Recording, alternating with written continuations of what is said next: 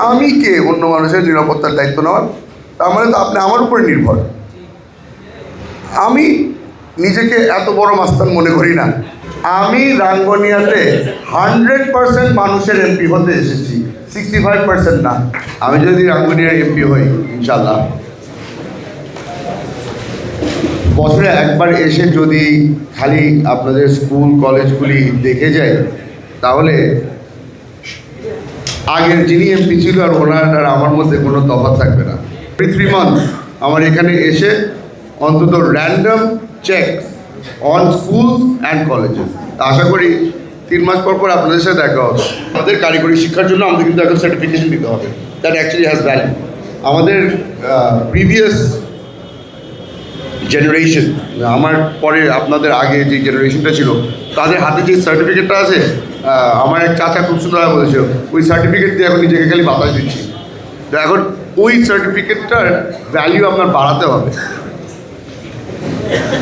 আপনাদের এডুকেশন সিস্টেমের মধ্যে পুরা সিস্টেমটাই ক্রিয়েট করা হয়েছে যে আপনার ফাইনাল এক্সামের মধ্যে আপনার মার্ক ভালো আসতে হবে। সারা বছরে কি পড়েছেন আর কি বুঝেছেন ওইটাকে নিয়ে কেউ আপনাকে কিন্তু জিজ্ঞেস করে না। তো এই জিনিসটা I am bringing it back to education. এডুকেশনটার সেক্টরটাকে যদি আমরা মজবুত করতে পারি, তাহলে সামনের জেনারেশনের জন্য ভালো হবে। আমাদের ইমাম মুয়াজ্জিম সাহেবদের জন্য সরকারের পক্ষ থেকে কিন্তু সম্মানী দেওয়া হবে মান্থলি। এটা আগে ছিল না। আমি জানি না এটা কেন আগে ছিল না। ওনারা যেই কাজ করে, ওনাদেরকে ফর্মাল গভর্নমেন্ট রেকগনিশন অনেক আগে দেওয়া হয়েছে, কিন্তু টাকা দেওয়া হয়নি। এই জিনিসটা আমি জানি না কেন দেওয়া হয়নি। এটা আমার মনে লজ্জা করে একটা বিষয়। এটা কার্যকর খালি না, এটার জন্যে আমি সংসদে লড়াই করব অ্যামাউন্টটা কী হবে।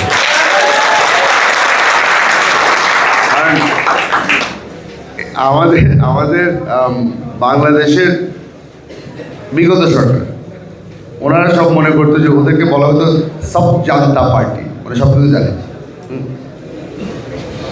বাংলাদেশের মানুষের সাথে কানেকশনটা কোনো সময় ছিল না। একটা ব্যক্তি একটা পরিবার চালানোর জন্য মাসে খরচা কত হয় ওই জিনিসটা ওনারা জানতো না, আমি জানি। আমি রাঙ্গুনিয়াতে 100% মানুষের এমপি হতে এসেছি, 65% না। আমাদের একটা বড় ভুল ধারণা আছে। ধারণাটা হলো গিয়ে যে যেই ব্যক্তি আমার জন্য ভোট দিয়েছে আমি খালি তার এমপি।